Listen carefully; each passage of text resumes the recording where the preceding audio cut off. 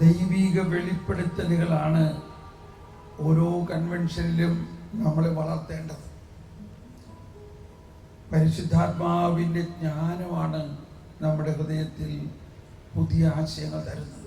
നമുക്കിരിക്കാം.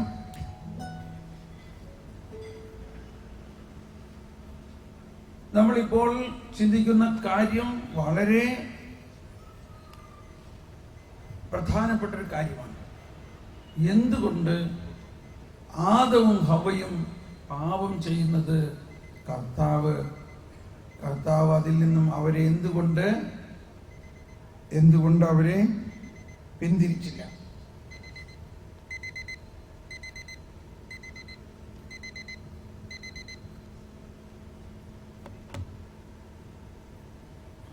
കത്തോലിക്ക സഭയുടെ മതബോധന ഗ്രന്ഥത്തിൽ നിന്നും ഞാൻ വായിക്കുകയാണ്. അപ്പോൾ നമുക്കൊരു സംശയം വേണ്ട, സഭയുടെ ആധികാരിക പ്രബോധനമാണ്. എന്തുകൊണ്ടാണ് ആദിമ മനുഷ്യനെ പാപം ചെയ്യുന്നതിൽ നിന്നും ദൈവം തടയാതിരുന്നത്? 412 വചനം. ഇതെല്ലാം കേൾക്കുമ്പോൾ നിങ്ങൾ ആരും വിചാരിക്കരുത് ഞാനിതെല്ലാം പറയുന്നതിലൂടെ എല്ലാവർക്കും പാപം ചെയ്യാനുള്ള ഒരു പ്രോത്സാഹനം നൽകുന്നതാണെന്ന് വിചാരിക്കരുത്. ആരെയും പാപം ചെയ്യാൻ പ്രോത്സാഹിപ്പിക്കുകയല്ല, മറിച്ച് സത്യം അറിയണം. സത്യം അറിഞ്ഞാലേ നമുക്ക് സ്വാതന്ത്ര്യമുണ്ടാകുകയുള്ളൂ. ആരാണ് സ്വാതന്ത്ര്യം നൽകുന്നത്? സത്യം നിങ്ങൾ അറിയുമെങ്കിൽ സത്യം നിങ്ങളെ സ്വതന്ത്രരാക്കും എന്ന് പറഞ്ഞെല്ലാവരും. സത്യം നമ്മളെ സ്വതന്ത്രരാക്കും. എന്തുകൊണ്ടാണ് ആദിമ മനുഷ്യൻ പാപം ചെയ്യുന്നതിന് ദൈവം തടയാതിരുന്നത്? മഹാനായ വിശുദ്ധ ലിയോ മറുപടി പറയുന്നു, പിശാചിന്റെ അസൂയ.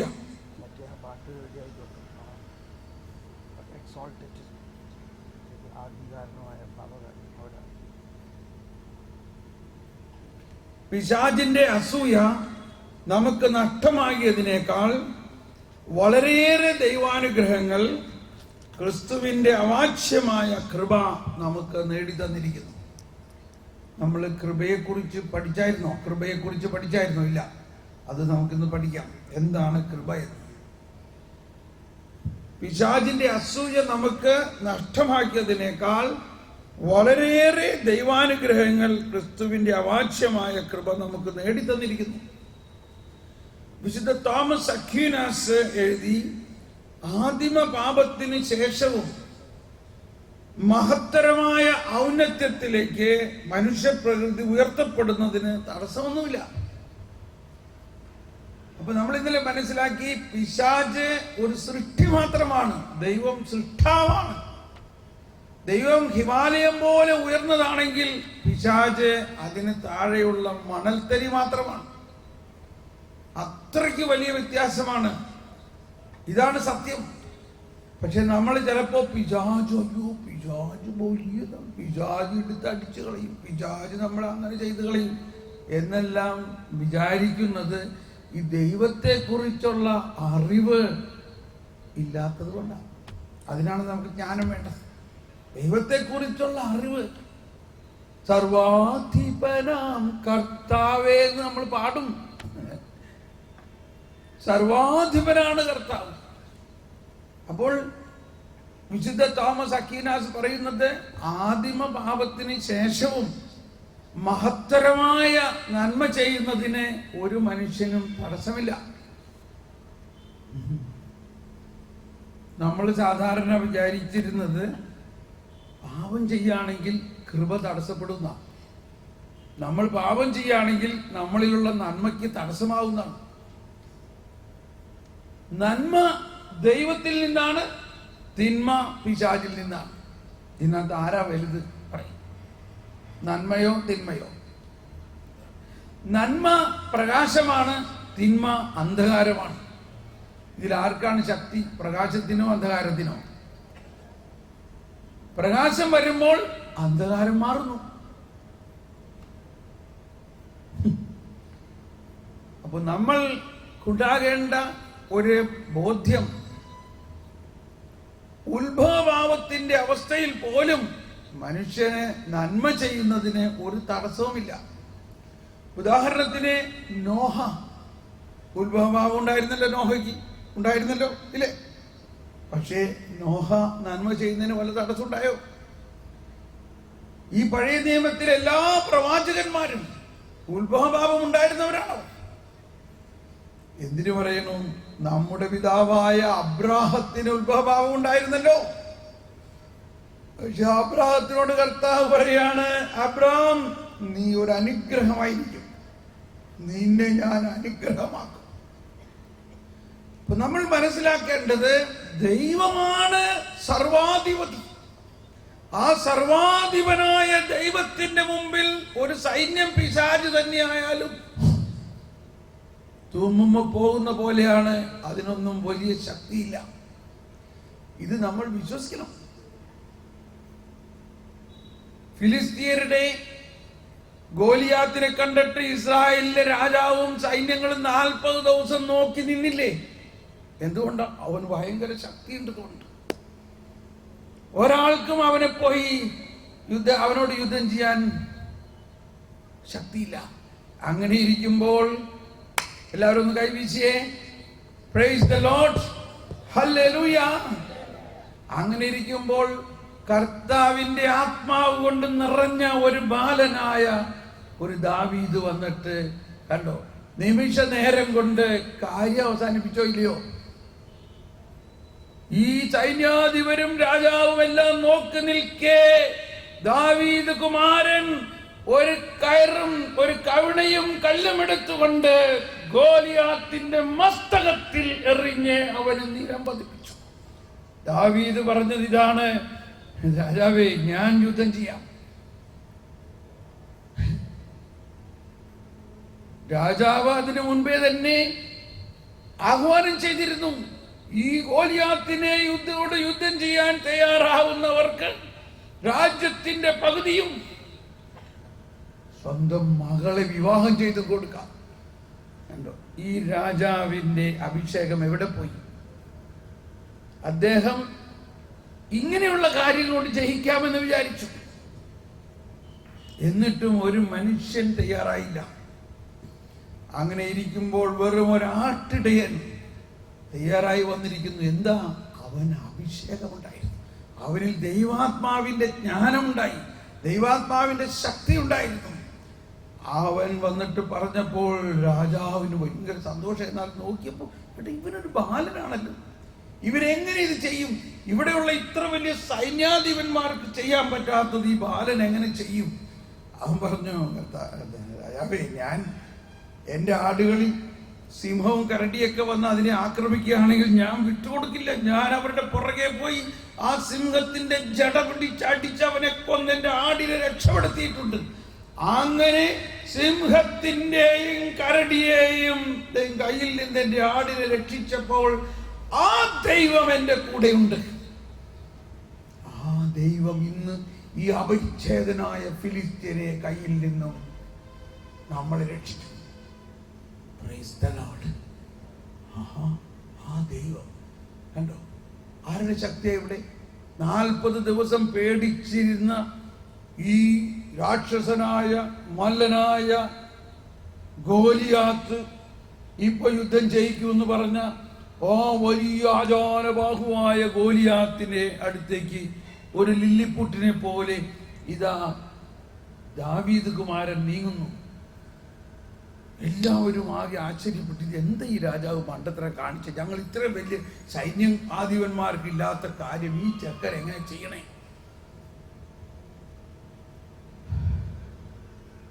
അവിടെ ചെല്ലുമ്പോഴും അവൻ കിടന്ന് അലറുകയാണ്, നിങ്ങൾ ഈ ചെറിയ ബാലനെ വടിയുമായിട്ട് എൻ്റെ അടുത്തേക്ക് അയച്ചേക്കണം. വാടാ, നിന്റെ കാല് ഞാൻ വലിച്ചെറിഞ്ഞിപ്പോ ആകാശത്തിന്റെ പക്ഷികൾക്ക് ഞാൻ കൊടുക്കും, നിന്നെ ഞാൻ കഷ്ടം അവൻ കിടന്ന് അലറാൻ തുടങ്ങിയപ്പോ ദാവീദ് വളരെ ശാന്തമായിട്ട് പറഞ്ഞു, ഇപ്പൊ കാണാം ആരെയാണ്. നിനക്കറിയോ, നീ വലിയ യുദ്ധക്കോപ്പുകളുമായിട്ട് വന്നിരിക്കുന്നു, എൻ്റെ അടുത്ത് അതൊന്നുമില്ല. പക്ഷെ എൻ്റെ അടുത്തുള്ളത് ഇസ്രായേലിന്റെ ദൈവമായ കർത്താവ് എൻ്റെ കൂടെയുണ്ട്. ഇസ്രായേലിന്റെ ദൈവം എൻ്റെ കൂടെയുണ്ട്. ആ ദൈവം ഇന്ന് നിന്നെ എൻ്റെ കൈകളിൽ ഏൽപ്പിക്കും, ഞാൻ നിന്റെ തല വെട്ടും. ഇത് കേട്ടിട്ട് അങ്ങേ വശത്ത് ഫിലിസ്ത്യരുടെ സൈന്യം നിൽക്കണു, ഇങ്ങേ വശത്ത് ഇസ്രായേൽ സൈന്യം നിൽക്കണു. എല്ലാവരും നോക്കി നിൽക്കേ. ഈ ബാലനവന്റെ കവണയിൽ ഒരു കല്ലെടുത്തുകൊണ്ട് ദൈവനാമത്തിൽ വീശിയൊരെറിഞ്ഞപ്പോൾ അത് നേരെ ചെന്ന് ഗോലിയാത്തിന്റെ മസ്തകത്തിൽ തുളച്ചു. ഇതാ ഗോലിയാത്ത് നിലം പതിക്കുന്നു.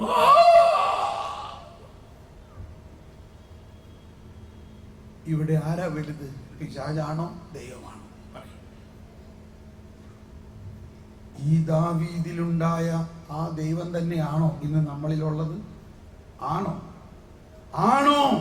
ഒന്ന് പറഞ്ഞെല്ലാവരും ഹല്ലേലൂയ. എന്നിട്ട് പിന്നെ എന്തിനാണ് നമ്മൾ ഈ പിശാചിനെ ഭയപ്പെടുന്നത്? പിശാച് ദൈവത്തിന്റെ ഒരു സൃഷ്ടി മാത്രമാണെങ്കിൽ ദൈവം സൃഷ്ടാവാണ്. ഇതാണ് അടിസ്ഥാനപരമായിട്ടുണ്ടാകേണ്ട ബോധ്യം.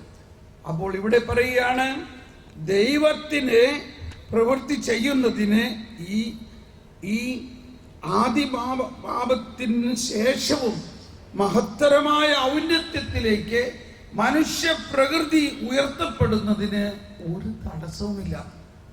Price the Lord. ഇനി അടുത്തത് കേൾക്കണം. ഒന്ന് കൈവീശി കാണിച്ച്. ജോലിയെല്ലാം കഴിഞ്ഞ് കഷ്ടപ്പെട്ട് ഇങ്ങനെ വന്ന് ഇവിടെ ഇരുന്ന് അല്പം വിശ്രമിച്ച് ഉറങ്ങാന്ന് വിചാരിച്ചിട്ട് വന്നത് നല്ല കാര്യം. ഒറ്റ ആളെ ഉറക്കൂലെന്ന് ഓർത്തു. അതുകൊണ്ട് അടുത്തിരിക്കുന്ന ആൾക്കാരൊന്ന് കൈ ഇങ്ങനെ വീശിയിട്ട് പുറത്തൊരു തട്ട് കൊടുക്കുക. അടുത്തിരിക്കുന്ന ആളുടെ സ്നേഹപൂർവ്വം ഒന്ന് തട്ടി തടവ്. ഓൾറൈറ്റ്. അടുത്തത് കേട്ടോ, എല്ലാവരും ശ്രദ്ധിക്കണേ. തിന്മ സംഭവിക്കാൻ ശ്രദ്ധിക്കണം, തെറ്റുപറ്റി പോകരുത്, വളരെ ശ്രദ്ധിക്കണം. തിന്മ സംഭവിക്കാൻ ദൈവം അനുവദിക്കുന്നത് ഇത് തന്നെ നമുക്ക് സ്വീകരിക്കാൻ പറ്റില്ല, അല്ലേ? തിന്മ സംഭവിക്കാൻ ദൈവം അനുവദിക്കുകയോ? നമ്മൾ മനസ്സിലാക്കി, ഈ ആദവും ഹവ്വയും തിന്മ ചെയ്ത് എവിടെ വെച്ചാണ്? പറുദീസയിൽ വെച്ചാണ്. പിശാച് എങ്ങനെ അവിടെ കയറി? ദൈവം അനുവദിച്ചത് കൊണ്ടാണ്.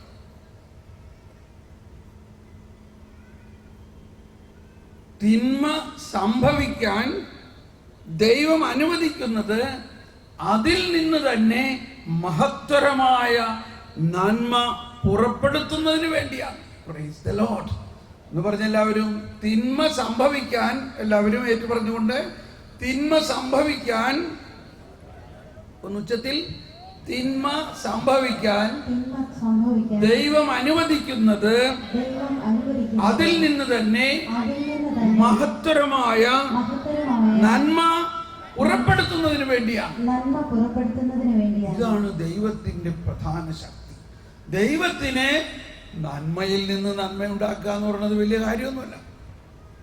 തിന്മയിൽ നിന്ന് പോലും നന്മ ഉണ്ടാക്കാൻ കഴിവുള്ളവനാണ് ദൈവം. നമുക്കറിയാം, മറ്റൊരു സ്ഥലത്ത് പൂർവ്വ ഔസേപ്പ്, പഴയ നിയമത്തിലെ ഔസേപ്പിനെ, ജോസഫിനെ തന്റെ സഹോദരന്മാരെല്ലാവരും കൂടി കൊല്ലാൻ ശ്രമിച്ചു. അവനെ കിണറ്റിലെറിഞ്ഞു. അവസാനം കൊല്ലാതെ അവനെ വിറ്റു. ഈജിപ്തിലെ അടിമയായിട്ട് കച്ചവടക്കാർക്ക് ഒരു സഹോദരനെ അങ്ങ് വിറ്റു, ചതച്ചു. അങ്ങനെ അവൻ ഈജിപ്തിൽ ചെന്നു. അവിടെ ചെന്നപ്പോൾ ഫറവോയുടെ, പൊന്തിഫറിന്റെ ഭാര്യയുടെ പ്രശ്നത്തിൽ അതിലും വലിയ പ്രശ്നമായി അവനെ അറസ്റ്റ് ചെയ്ത് ജയിലിലായി. പരിപാടി നന്നായി. അങ്ങനെ എല്ലാ തരത്തിലും പീഡിപ്പിക്കപ്പെട്ട ആ ജോസഫ് ജയിലിൽ കിടന്ന് കർത്താവിനോട് പ്രാർത്ഥിക്കുന്നു. കർത്താവിന്റെ കരുണ ആ ഔസേപ്പ്, ആ ജോസഫിനെ ആണ് കർത്താവ് അനുഗ്രഹിക്കുന്നതും. കർത്താവ് കരിസ്മാറ്റിക് ദർശനങ്ങൾ കൊടുക്കുന്നു, സ്വപ്ന വ്യാഖ്യാനം കൊടുക്കുന്നു. അങ്ങനെ നമുക്കറിയാം, ഫറവോയുടെ സ്വപ്നം വ്യാഖ്യാനിച്ചുകൊണ്ട് ഇതാ തടവറയിൽ കിടന്ന ജോസഫ് ഒരു ദിവസം രാജ്യത്തെ പ്രധാനമന്ത്രിയായി മാറിയിരിക്കുന്നു. Price the Lord. അതാണ് ജ്ഞാനത്തിന് വേണ്ടി പ്രാർത്ഥിച്ചാലുള്ള ഗുണം. അങ്ങനെ നമുക്കറിയാം, ക്ഷാമകാലമുണ്ടായി. ആ ക്ഷാമകാലത്തിന് മുമ്പുണ്ടായ നല്ല കാലത്തിൽ ധാന്യങ്ങൾ ശേഖരിച്ചു വെച്ചത് മൂലം ജോസഫ് രാജ്യത്തെയും നാടിനെ മുഴുവനും രക്ഷിച്ചു. അങ്ങനെ ക്ഷാമം വന്ന സമയത്ത് ഇതാ തൻ്റെ മുമ്പിൽ കാണുന്നു ആരാ?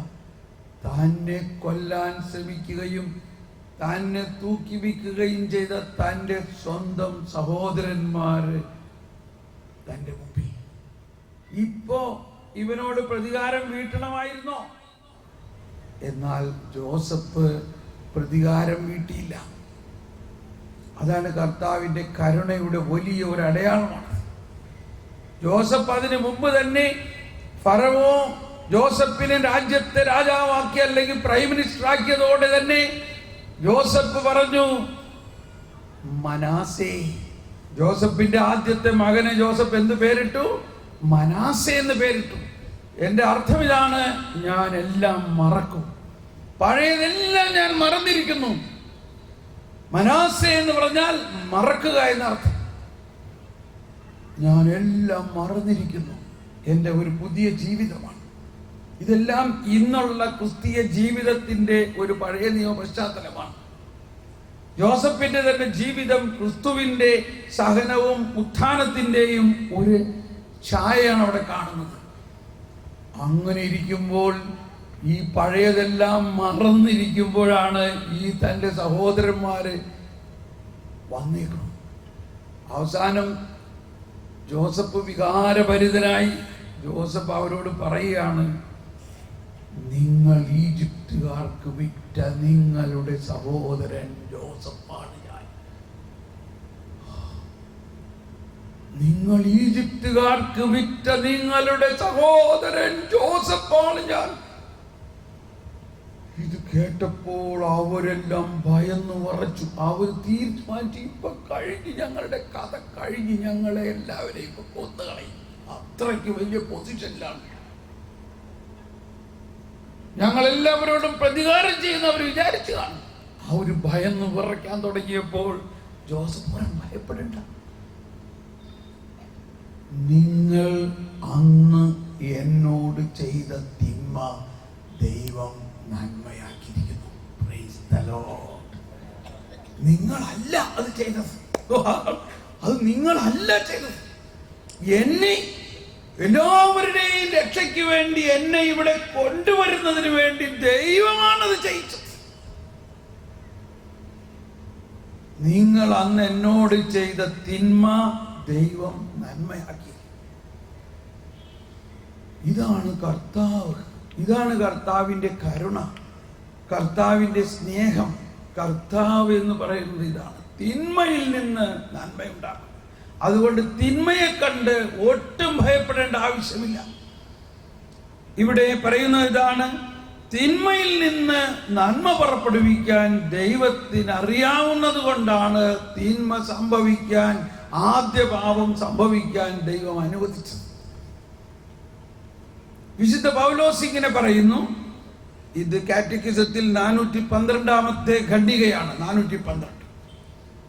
വിശുദ്ധ പൗലോസ് ഇങ്ങനെ പറയുന്നു, പാപം വർദ്ധിച്ചിടത്ത് ദൈവകൃപ അതിലേറെ വർദ്ധിക്കുന്നു.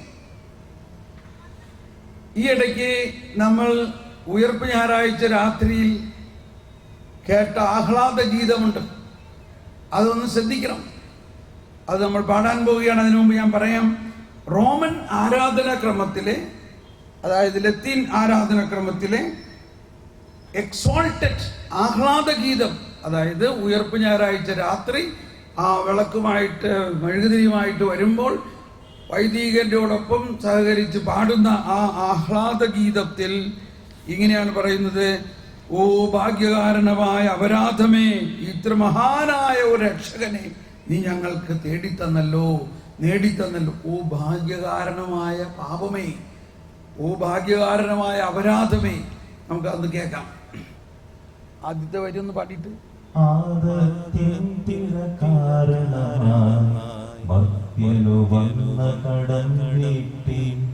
ക്രിസ്തു നമുക്കായി തൻ രക്തം ചിന്തിയൊഴിച്ച ശിക്ഷകളും ആകയാൽ രക്ഷകനാഗമിക്കാൻ ഹേതുവാം പാപമേ ഭാഗ്യപൂർണം.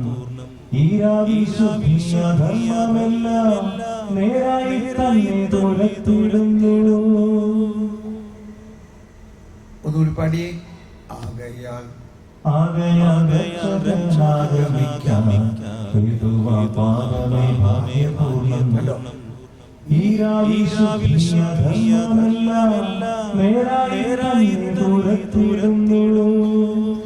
ജ്ഞാനത്തിന് വേണ്ടി പ്രാർത്ഥിച്ചാൽ ഇത് മനസ്സിലാവും. ഈ രക്ഷകൻ ആഗമിക്കാൻ കാരണമായത് എന്തുകൊണ്ടാണ്?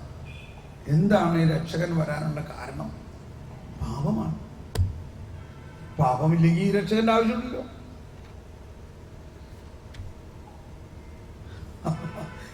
ഇത്രയും നാള് നമ്മൾ കേട്ടത് തലതിരിഞ്ഞ് കേൾക്കണമാതിരി തോന്നണം, ഇല്ലേ? സാരമില്ല. അതാ പൗലോസ് പറയണത്, ശിശുവായിരുന്നപ്പോൾ ശിശുവിനെ പോലെയുള്ള കാര്യങ്ങൾ നമ്മൾ പഠിച്ചു. പ്രായപൂർത്തിയായപ്പോൾ ശിശു സഹജമായവ വിട്ട് പൂർണ്ണമായവ വരുമ്പോൾ അപൂർണമായവ താനേ പോകും. പാമ്പിന്റെ പടം എപ്പോഴാ പോകുന്നത്? പുതിയ തൊലി വരുമ്പോൾ പഴയ തൊലി വിട്ടു പോകും. അപ്പോൾ നമ്മളെല്ലാവരും സുവിശേഷത്തിൻ്റെ അർത്ഥം ഗ്രഹിച്ചുകൊണ്ടിരിക്കുകയാണ്. അല്പം പോലും അതിശയോക്തിയില്ല. 2000 വർഷം ആയിട്ട്, ഈ 19 വർഷം മുമ്പല്ലേ ഈ ബൈബിള് നമ്മുടെ കയ്യിൽ കിട്ടിയത്, അല്ലേ? ആണോ? 50 വർഷം മുമ്പ് ഏതെങ്കിലും വീട്ടിൽ ബൈബിളുകൾ ഉണ്ടായിരുന്നോ? ഇപ്പൊ വീടൊന്നുക്ക് ബൈബിള്, ആളൊന്നുക്ക് ബൈബിള്. ഇതെന്ന് എത്ര കാലം കഴിഞ്ഞപ്പോഴാണ്? 2000-ഓളം വർഷം കഴിഞ്ഞപ്പോഴാണ്. ഇപ്പോഴാണ് സഭയുടെ പ്രബോധനങ്ങൾ ഒരു പുസ്തകമായിട്ട് നമ്മുടെ കയ്യിൽ കിട്ടിയിരിക്കുന്നത്. അപ്പോ ഒരുപക്ഷെ ഇത് സാധാരണ പരിപാടിയാണ് കർത്താവിൻ്റെ. ഇങ്ങനെ വളരെ സാവധാനമാണ് ഇത് വെളിപ്പെടുത്തി കിട്ടുക. അപ്പോൾ നമ്മളും ഈ വെളിപാടുകൾക്ക് വേണ്ടി ദാഹിക്കണം. നമ്മൾ കൺവെൻഷനുകൾ കൂടാൻ പോകുന്നു, ധ്യാനങ്ങൾ കൂടാൻ പോകുമ്പോൾ പല നിയോഗങ്ങളും വെച്ചുകൊണ്ടാണ് പോകുന്നത്. പക്ഷെ ദൈവത്തിനൊരു നിയോഗമുണ്ട്. ദൈവത്തിൻ്റെ നിയോഗം എന്താ? ദൈവത്തെക്കുറിച്ചുള്ള അറിവ്. അതാണ് നിത്യജീവൻ എന്ന് പറയുന്നത്. എന്താണ് നിത്യജീവൻ? നിത്യജീവൻ എന്താകുന്നു? ഏകസത്യ ദൈവമായ അങ്ങയെയും അങ്ങയച്ച യേശുക്രിസ്തുവിനെയും അറിയുക. ഈ അറിവാണ് നമുക്ക് വേണ്ടത്. ആ യേശുക്രിസ്തു എന്തുകൊണ്ട് രക്ഷകനായി വന്നു? യേശുക്രിസ്തു രക്ഷകനായി വന്നത് ആദത്തിൻ പഴ, അതൊന്ന് പടി.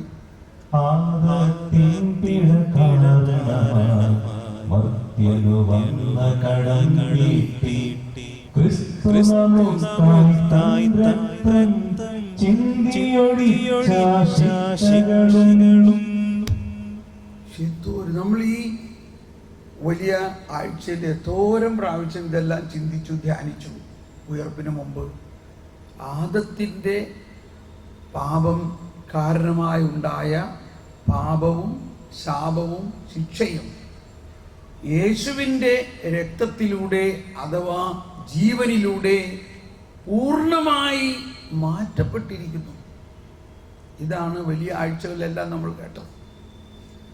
മാത്രമല്ല, ഉയർത്തെഴുന്നേറ്റ യേശുവിൻ്റെ ജീവൻ നമുക്ക് നൽകിക്കൊണ്ട് നമ്മളെ പുതിയ സൃഷ്ടിയാക്കിയിരിക്കുന്നു. നമ്മളിനി ആദത്തിൻ്റെ മക്കളല്ല, മറിച്ച് ദൈവമക്കളാണ്, ക്രിസ്തുവിൻ്റെ സഹോദരങ്ങളാണ്. ക്രിസ്തുവിൻ്റെ സഹോദരൻ എന്ന് പറയുന്നത് എന്തുകൊണ്ടാ? ക്രിസ്തുവിൻ്റെ ജീവൻ നമ്മളിലുള്ളത് കൊണ്ടാണ്. ദൈവം അതുപോലെ തന്നെ ജീവൻ നമുക്ക് നൽകിയിരിക്കുന്നത് കൊണ്ടാണ്. അതുകൊണ്ട് നമ്മൾ ഈ വിശ്വാസം ഉണ്ടായാൽ മാത്രമേ ഈ വിശുദ്ധ കുർബാനയ്ക്കും അതിൻ്റെ യോഗ്യതയോടെ നമുക്ക് സ്വീകരിക്കാൻ പറ്റുള്ളൂ. നമ്മുടെ സുറിയാനി കുർബാന ക്രമത്തിൽ 33 പ്രാവശ്യം കുർബാനയിൽ പറയുന്നുണ്ട്, ഈ ബലി നമ്മുടെ സകല പാപങ്ങളും എടുത്തു മാറ്റി ശിക്ഷാവിധിയിൽ നിന്ന് നമ്മളെ അകറ്റി. വിശുദ്ധ കുർബാന സ്വീകരണം കഴിഞ്ഞിട്ടുള്ള പ്രാർത്ഥന ഒന്ന് പ്രാർത്ഥിച്ച. വിശുദ്ധ കുർബാന സ്വീകരണം കഴിഞ്ഞിട്ട് നമ്മൾ പ്രാർത്ഥിക്കാറുള്ളത് വിശ്വാസപൂർവ്വം നമ്മൾ സ്വീകരിച്ച ഞങ്ങളുടെ കടങ്ങളുടെ കാരണമാകട്ടെ. യുഗങ്ങളുടെ രാജാവായ നീ ദാസന്റെയും സത്താവിന്റെയും സാദൃശ്യമാകുന്നു. നിന്നിൽ വിശ്വസിച്ച സകലരുടെയും കടകളും കടങ്ങളും നിന്റെ ശരീരങ്ങളാൽ നിർമ്മാർജ്ജനം ചെയ്യുകയും ചെയ്തു. നീ മഹത്വത്തോടെ പ്രത്യക്ഷപ്പെടുമ്പോൾ മനോവിശ്വാസം സ്വർഗീയ ഞങ്ങളെ യോഗ്യരാക്കണമേ. ആമേൻ. Praise the Lord. കണ്ടോ, മാത്യൂസിനത് ബൈഹാർട്ടാണ്. കൈയടിച്ചേ. വിശുദ്ധ കുർബാന സ്വീകരണം കഴിഞ്ഞിട്ട് വൈദികൻ പ്രാർത്ഥിക്കുന്ന ഒരു പ്രാർത്ഥനയുണ്ട്. അത് വൈദികൻ ചിലപ്പോൾ രഹസ്യമായിട്ട് പ്രാർത്ഥിക്കും, പരസ്യമായിട്ട് പ്രാർത്ഥിക്കും. അതിങ്ങനെയാണ് ഏതാണ്ട്, ഞങ്ങൾ സ്വീകരിച്ച ദിവരഹസ്യങ്ങൾ ഞങ്ങളുടെ ശിക്ഷാവിധിക്ക് കാരണമാകാതെ നല്ല കള്ളനോടൊപ്പം ഞങ്ങളെ സ്വർഗഭാഗ്യത്തിലേക്ക് പ്രവേശിക്കുന്നത്. നല്ല കള്ളന്റെ പേരും വിശുദ്ധ കുർബാനയിൽ വന്നിട്ടുണ്ട്. പീലാത്തോസിന്റെ പേര് എല്ലാ ദിവസവും നമ്മൾ പറയുന്നതാണ് വിശ്വാസ പ്രമാണത്തിൽ. ഓക്കെ, അപ്പൊ നമ്മൾ മനസ്സിലാക്കേണ്ടത് ദൈവത്തിൻ്റെ കരുണ അത്രയ്ക്ക് വിശാലമാണ്. നമ്മുടെ പാപത്തിനെ നോക്കുകയല്ല ചെയ്യുന്നത്, പാപത്തിന് കാരണമായതെല്ലാം എടുത്ത് മാറ്റുന്നതാണ് ദൈവം. അപ്പോൾ ഇനി ഇത് അല്പമേ ഞാൻ പറയുന്നുള്ളൂ, എങ്കിലും 1-2 ആശയം കൂടി പറയുകയാണ്. ഈ ആദിപാപത്തിൻ്റെ പ്രസരണം, ആദിപാപം മൂലമുണ്ടായ പ്രസരണം മുഴുവനും യേശു ഏറ്റെടുത്ത് കഴിഞ്ഞിരിക്കുന്നു എന്ന് നമ്മൾ വിശ്വസിക്കണം. ആ പ്രസരണമാണ്, ആ വിശ്വാസമാണ് മാമോദീസായിലൂടെ നമ്മുടെ ജന്മപാപത്തെ പൂർണ്ണമായി എടുത്തു മാറ്റുന്നത്. അപ്പൊ മാമോദീസ സ്വീകരിച്ച ഒരു വ്യക്തിയിൽ 1263 ഖണ്ഡികയിൽ പറയുകയാണ്, മാമോദീസായിലൂടെ എല്ലാ പാപങ്ങളും, ഉദ്ഭവപാപവും വ്യക്തിപരമായ എല്ലാ പാപങ്ങളും ക്ഷമിക്കപ്പെടുന്നു. അതുപോലെ തന്നെ പാപത്തിനുള്ള ശിക്ഷയും ഒഴിവാക്കപ്പെടുന്നു. ശിക്ഷ, ഇതൊക്കെ സാധാരണഗതിയിൽ നമുക്ക് വിശ്വസിക്കാനില്ല. കാരണം നമ്മൾ മാനുഷികമായിട്ട് ചിന്തിക്കാൻ നമ്മൾ പറയും, അത് അവൻ തെറ്റ് ചെയ്തിട്ടുണ്ടെങ്കിൽ ശിക്ഷ കിട്ടണം. അതല്ല ദൈവത്തിൻ്റെ കരുണ, അതല്ല ദൈവനീതി. നേരെ വിപരീതമാണ്. വീണ്ടും ജനിച്ചവരിൽ, അതായത് മാമോദീസ സ്വീകരിച്ചവരിൽ ദൈവരാജ്യത്തിലേക്കുള്ള പ്രവേശനം തടയുന്ന യാതൊന്നും നിലനിൽക്കുന്നില്ല. ആദത്തിന്റെ പാപമാകട്ടെ, വ്യക്തിപരമായ പാപമാകട്ടെ, പാപത്തിന്റെ അനന്തരഫലങ്ങളാകട്ടെ നിലനിൽക്കുകയില്ല. എന്നാലും ഇതാണ് എന്തുകൊണ്ടാണ് ഇന്ന് നമ്മളിൽ ഈ പ്രശ്നങ്ങളെല്ലാം. എന്നിരുന്നാലും പാപത്തിന്റെ കാലികമായ ചില അനന്തരഫലങ്ങൾ മാമോദീസ സ്വീകരിച്ചവരിൽ നിലനിൽക്കുന്നുണ്ട്. സഹനം, രോഗം, മരണം, ജീവിതത്തിലെ സ്വതസിദ്ധമായ ദൗർബല്യങ്ങൾ, കോപം, വാശി, വൈരാഗ്യം, ശത്രുത, കലഹം, ഇതൊന്നും നമ്മളെ സ്വർഗത്തിലേക്ക് പ്രവേശനത്തിന് തടയുന്നില്ല. പക്ഷേ ഇതെല്ലാം നമ്മളിൽ പ്രവർത്തിക്കുന്ന കൃപാവരത്തിലൂടെ വിശുദ്ധീകരിക്കേണ്ടതാണ്. അതിനാണ് നമ്മൾ കുമ്പസാരവും കുർബാനയും. ഇതെല്ലാം പാവാസക്തി, അതിനെ കോൺക്യുപിസൻസ് എന്ന് പറയുന്നു. ഇതിനോട് സമരം ചെയ്യാൻ കൃപാവരം നമുക്ക് നൽകിയിരിക്കുന്നു.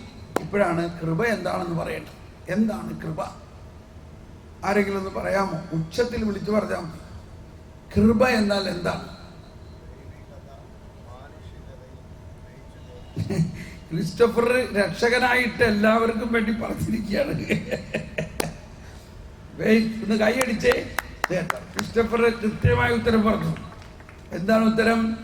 ദൈവീകത മാനുഷികതയിൽ ലയിക്കുന്നതിന് കൃപ എന്ന് പറയുന്നു. എന്നെല്ലാവരും വലതുകരം ഉയർത്തിപ്പിടിച്ച് ഇത്